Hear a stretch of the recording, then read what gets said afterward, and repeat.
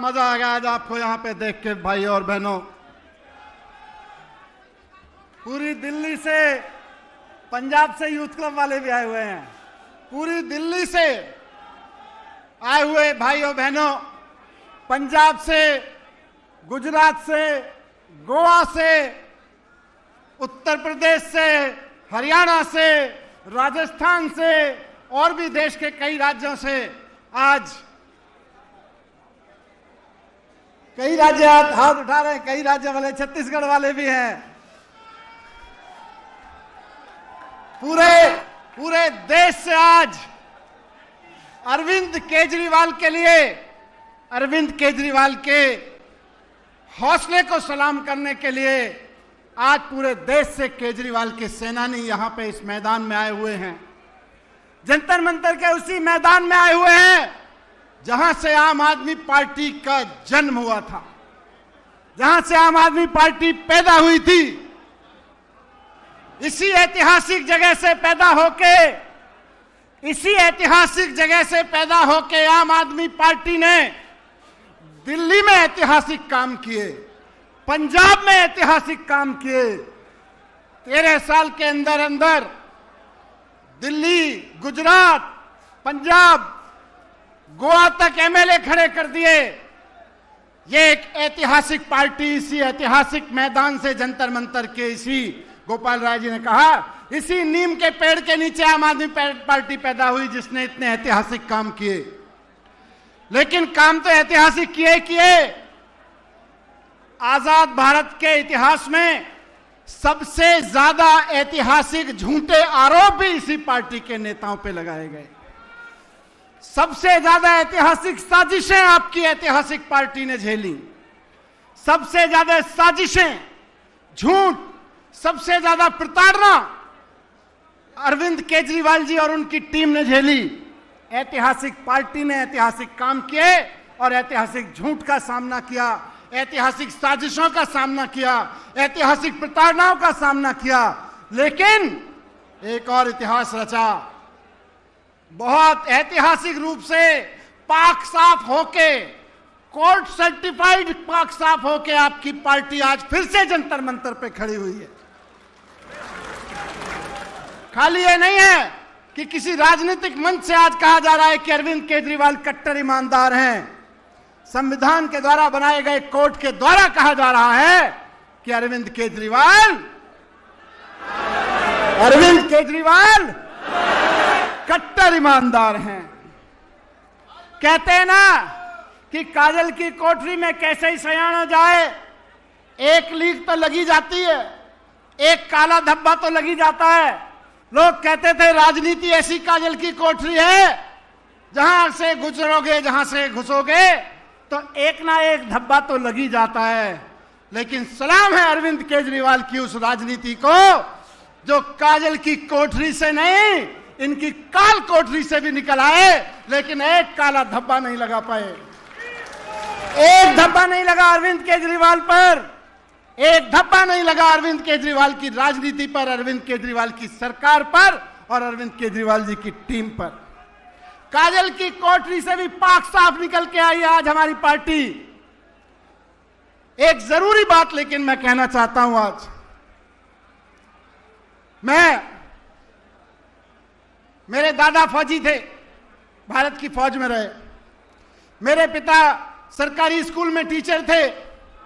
मेरे नाना जी freedom fighter थे। मेरे घर में देशभक्ति का माहौल था।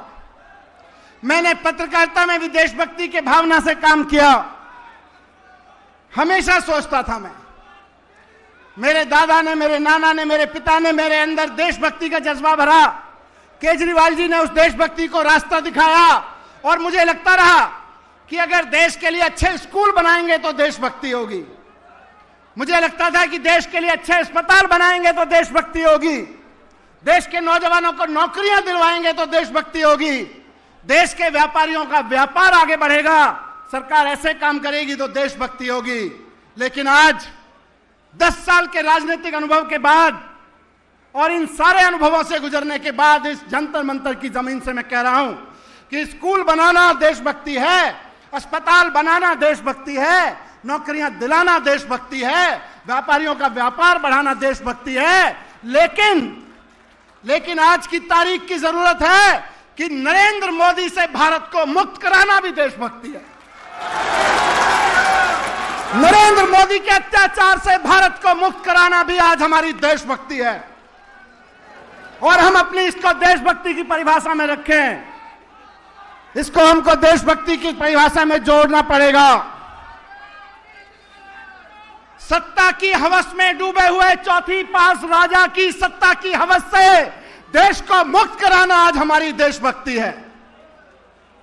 सत्ता में बैठे हुए नरेंद्र मोदी जी सत्ता की हवस के लिए ईडी का दुरुपयोग करते हैं चुनाव जीतने के लिए, सीबीआई का दुरुपयोग करते हैं चुनाव जीतने के लिए, चुनाव आयोग का दुरुपयोग करते हैं चुनाव जीतने के लिए, दिल्ली पुलिस का उपयोग करते हैं चुनाव जीतने के लिए, सारी संस्थाओं का दुरुपयोग, पूरी की पूरी सरकार का दुरुपयोग करते हैं चुनाव जीतने के लिए।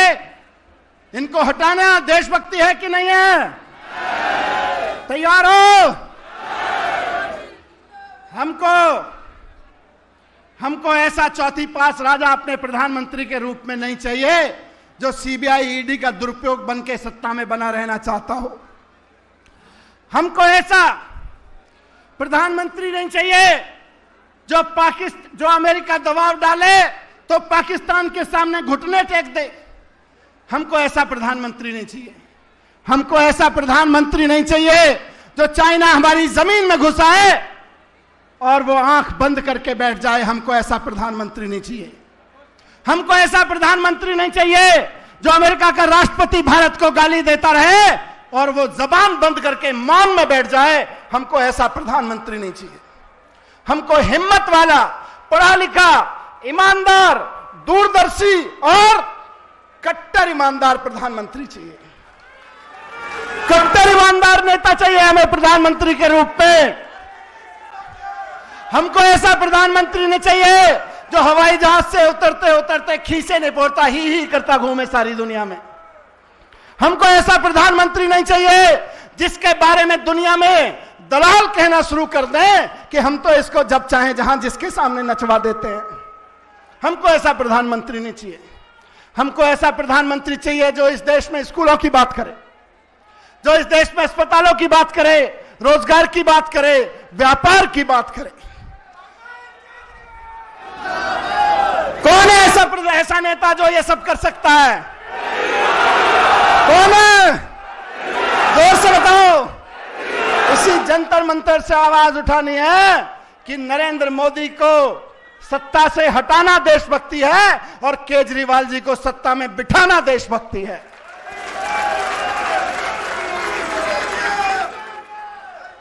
लेकिन खाली अभी तक भी नहीं हुआ।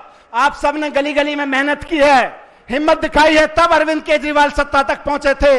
नरेंद्र मोदी जी ने झूठी मनोहर कहानियां लिख के केजरीवाल जी को सत्ता से हटाया।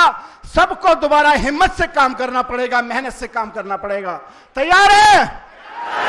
खून पसीना बहाना पड़ेगा। तैयार है? हिम्मत से काम लेना पड़ेगा, साहस से काम लेना पड़ेगा। तैयार है? इनकी सीबीआई और ईडी से टकराना पड़ेगा। तैयार है? हिम्मत है? जोर से बोलो, हिम्मत है, हिम्मत है, हिम्मत है, हिम्मत है, हिम्मत है। तो केजरीवाल जी, ये देश की जनता की हिम्मत आपके साथ खड़ी है।